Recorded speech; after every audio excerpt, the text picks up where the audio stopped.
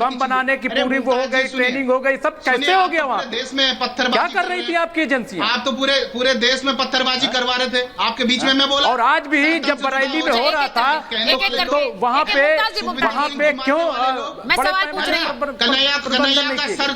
कन्हैया को मारने वाले लोग तब जाकर के आप टीवी चैनलों में, तब तो कोई घड़ियाली फिर कन्हैया आ गए। आज टीवी चैनलों में बैठकर ठीक है, डीजीपी सर को लीजिए एक बार। चीजें आप लोगों को मौका नहीं मिला। मैं आ रही हूँ प्रेम कुमार जी, विनोद जी आ रही हूँ आपके पास। मैं एक बार जरा डीजीपी सर के पास जाऊँ। कहने का मौका नहीं मिला, समाज को भड़काने का मौका नहीं मिला, इसलिए आप सब लोग, अगर जो यूसीसी पे मौका नहीं मिला, समाज को भड़काने का मौका नहीं मिला, तो आज टीवी चैनल में बैठकर इस प्रकार की बयानबाजी करते हो। आप टीवी चैनल में बैठकर इस प्रकार से मेरा सीधा मानना है। मैं तो सवाल पूछ रहा हूँ सरकार से। बयान एक मिनट एक करके जाएंगे। जरा अतीकुर रहमान साहब को स्क्रीन पर लीजिए, अतीकुर रहमान साहब को स्क्रीन पे लीजिए, विनोद बंसल जी को लीजिए। लेकिन मेरी गुजारिश ये है कि एक एक करके बोलेंगे, एक करके बोलेंगे, जिससे हम लोग इस बातों को समझ पाए। अब सुनिए, मेरी बात सीधी सी है, स्पष्ट है। मैंने डीजीपी सर ये बात बोली शुरुआत में भी कि अतिक्रमण सरकारी जमीनों पर किसी भी द्वारा किया जाए, उसको हटाने के लिए एक कार्रवाई इस देश में चलती है, वो आगे भी चलती रहेगी। लेकिन अगर इस तरह की हिंसा होगी तो उस कार्रवाई को अंजाम देने वाले अफसर भी डरेंगे, पुलिस वाले भी सोचेंगे कि इस तरह हमें हिंसा का सामना करना पड़ेगा। ये सही संदेश नहीं है। चाहे वो मजार हो, चाहे वो मंदिर हो, अगर अवैध तरीके से बनाया गया है तो उसे हटाने का जिम्मेदारी सरकार की है। क्या हम इस हिंसा के बाद जरूरी है कि एक मैसेज जाए, क्योंकि ये इस हिंसा के बाद एक डर मन में बैठता है। DGP sir. सुचरिता जी, आपने लाख रुपए की बात कही है, ये वाकई इसके लिए जरूरी है कि कड़ा संदेश जाए। हमारे कानून में हिंदू मुस्लिम शब्द इस्तेमाल नहीं किया जाता है, न मंदिर और मजार इस्तेमाल किया जाता है, न मस्जिद। जिसने कानून की लक्ष्मण रेखा पार की, किसी बिरादरी का हो, मजहब का हो या किसी पूजा स्थल का हो, ऐसी कार्रवाई होगी जो कि नजीर हो। और खासकर ऐसे में जब आपने वर्दी और थाने के ऊपर शासन प्रशासन के प्रतीक हैं, उनके ऊपर आक्रमण किया, दुस्साहस किया, आपको पटिया मेट करना, यह शासन प्रशासन का धर्म है। और तब तक आप लोग चैन से नहीं बैठेंगे जब तक सब आप जेल की सलाह के पीछे 7 से 10 साल तक आपकी सजा ना हो जाए, कोई किसी पालते में न रहे।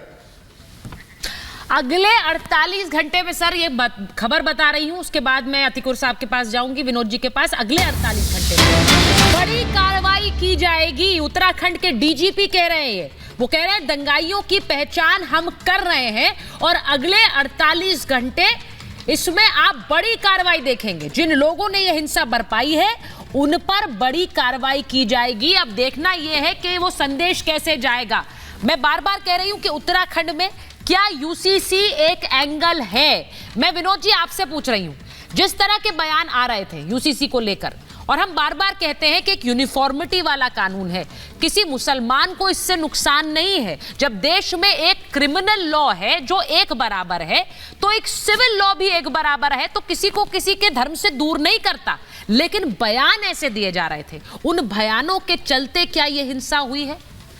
आप किसी के मन में डालते रहे कि देखिए आपके तो खिलाफ कर रहे हैं। देखिए सुचरिता जी, बात यह है कि बयानों की भयानकता जो है ना, वही दंगों का कारण बनती है। दंगों का बल्कि हिंसा और सुनियोजित षड्यंत्रों और उसको हमलों का कारण बनती है। दंगे दो तरफा होते हैं बेसिकली, लेकिन ये जो हमले हैं ना, वो हमले एक तरफा होते हैं। और ये आप देखते कि ये मुमताज आलम की एक बात मुझे अच्छी लगी, उन्होंने कहा कि भाई जो कश्मीर में जो पत्थरबाजी होती थी, अब वो पत्थरबाजी शिफ्ट होकर भारत के कई हिस्सों में चली गई है।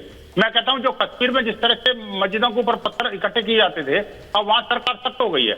लेकिन कुछ राज्य सरकारों में वहां पर जो है जैसे ही जुम्मा आता है और जैसे मदरसे में मस्जिदों में जो लोग इकट्ठे होते हैं तो पत्थर लेकर शुरू हो जाते हैं। आखिरकार ये जो कल्चर है, ये जो पत्थर कल्चर है, अब देखिए कि हम 5 हमारे 70, हमारे हाथों में ईंटा पत्थर, ये जो सिस्टम है ना, इसको नेस्तनाबूद करने का समय आ गया। बीजेपी सरकार में ही होता है। मैं चाहता हूँ देखिए ये जो मुमताज आलम ने क्या आखिरकार जो है ना सरकार का फेलियर है। देखिए इंटेलिजेंस के मामले में मैं मानता हूँ कि सरकार को इंटेलिजेंस इनको इनपुट था, तो उनको पहले ही से इनको सबको निबंध कर देना चाहिए था और इनको पर कार्रवाई करनी चाहिए। लेकिन क्या है, दुर्भाग्य इस देश का ये है कि अगर पहले कार्रवाई कर देते सरकार ने प्रिवेंटिव एक्शन ले लिया होता तो ये दोनों की तरफ पेनल्टी जो है ना जी, अभी तक और ही आग लगा रहे होते। ठीक है, लेकिन अभी जो है ना सरकार के ऊपर जो टीकरा फोड़ रहे हैं। तीसरी बात ये जो आपने प्रश्न किया यूसीसी को लेकर के, तो समान नागरिक संहिता जो है, समान नागरिक संहिता सबको समान बनाती है, वो समानता के लिए बनाई गई है और समता के लिए है। उसका किसी से दुराव कैसे हो सकता है भाई? जो अधिकार एक बेटी को होना चाहिए वो सभी बेटियों को होना चाहिए, जो अधिकार एक बच्चे को होना चाहिए वो सभी बच्चों को होना चाहिए। सवाल फिर से दोहरा रही हूँ, अतिकुर साहब को लीजिए स्क्रीन पर जरा। अतिकुर रहमान साहब, मैं आपसे पूछ रही हूँ, जब देश में एक क्रिमिनल लॉ जो सबके लिए बराबर है आपको अपने धर्म से दूर नहीं करता है, किसी भी मुसलमान को धर्म से दूर नहीं कर रहा है, क्योंकि उसमें भी फिर प्रावधान ऐसे हैं कि भाई कोड़ों से मारा जाए या फिर हाथ काट दिए जाए, लेकिन क्रिमिनल लॉ एक बराबर है, तो सिविल लॉ भी एक बराबर होगा, तो कोई व्यक्ति अपने धर्म से दूर कैसे हो जाएगा? ये इसलिए पूछ रही हूं क्योंकि ये बहुत बड़ी वजह है, ये भड़काऊ तकरीरें, मुझे लगता है एक समुदाय को भड़काने के लिए, उसका ये उसकी नजीर है, उसकी ये नजीर है। हाँ सुचेत, मैं इसमें एक एडिशन और करना चाहता हूँ। ये चूंकि इस्लामिक विद्वान है तो मुझे ये बताएं, आखिरकार यूसीसी के अंदर ऐसा कौन सा प्रोविजन है जो किसी मुसलमान के खिलाफ है? बताइए जरा। अतिकुर रहमान साहब, हाँ, जिहादियों के खिलाफ है, महिला द्रोहियों के खिलाफ। जवाब दे रहे हैं जी अतिकुर जी। जब तक के विनोद बंसल जी आपके पैनल जैसे पैनल्स के ऊपर अपने ही भारतीय लोगों को, अपने ही प्रेम कुमार जी को जिहादी कह के पुकारते रहेंगे, ये पत्थरबाजी खत्म नहीं होगी। इन्होंने प्रेम कुमार जी की आवाज दबाने के लिए और अब मेरी आवाज दबाने की कोशिश कर रहे हैं। इन्होंने कैसे जिहादी कहा प्रेम कुमार जी को? इनसे सबसे पहले आपको माफी मंगवाना चाहिए। ये आतंकी वीएचपी का 6 दिन पहले मुरादाबाद के अंदर जब इनका डिस्ट्रिक्ट चीफ पुलिस को धमका रहा था, जब उसमें उनके ऊपर कार्रवाई हो रही थी, जवाब दीजिए। उन्होंने गाय को जानबूझकर खुद के लोगों से कटवाया और मुसलमानों पर इसका इल्जाम थोपने की बड़ा दुखद है ये बड़ा दुखद है कि यहाँ पर हम एक दूसरे के समुदाय को लेकर सवाल कर रहे हैं। सुनिए अतिकुर रहमान साहब, मेरी बात सुनिए, बड़ी इंपॉर्टेंट है। मैं एक बार प्रेम कुमार जी को स्क्रीन पर लाइए। प्रेम कुमार जी, दुखद इसलिए है क्योंकि यहाँ इस कार्रवाई का धर्म से कोई लेना देना नहीं था। मैंने जैसा कहा, यह एक सामान्य कार्रवाई थी जो कि कहीं भी किसी भी राज्य में की जा सकती है, लेकिन इसका एक पूरा परिप्रेक्ष्य बदल गया। और वो क्यों बदल गया? मंदिर हो, मजार हो, अवैध रूप से बनाया तो हटाना तो पड़ेगा।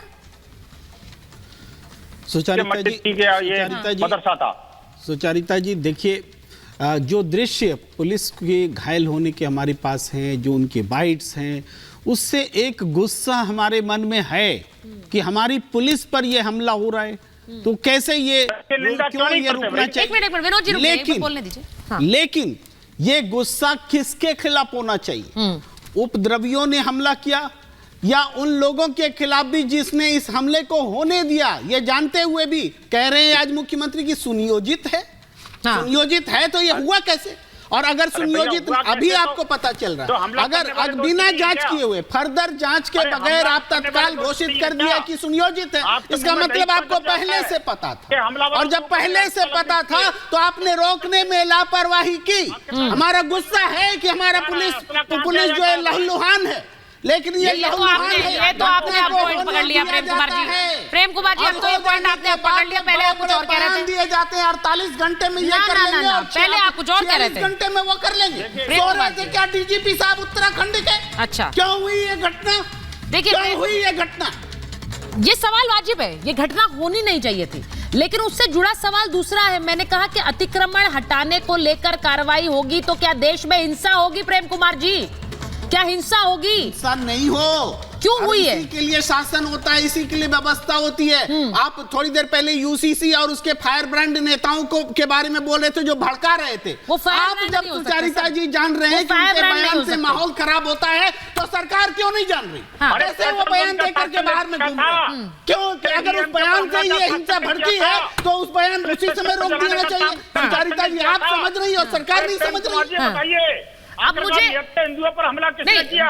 डीजीपी सर एक मिनट मैं एक लास्ट वर्ड सुनना चाह रही हूँ। एक मिनट डीजीपी सर, मैं आपसे पूछ रही हूँ, दंगाइयों के लिए वहां सरकार ने शूट एट साइट ऑर्डर भी दे दिए। उन्होंने कहा कि जिस तरह की हिंसा हो रही, क्योंकि पुलिस वालों को घेर कर उन्हें जिंदा जलाने की कोशिश हुई, बहुत से लोग इस पर सवाल उठा रहे हैं कि शूट एट साइट क्यों दे दिया गया। इस पर आपका टेक? मेरे पास समय नहीं है बिल्कुल।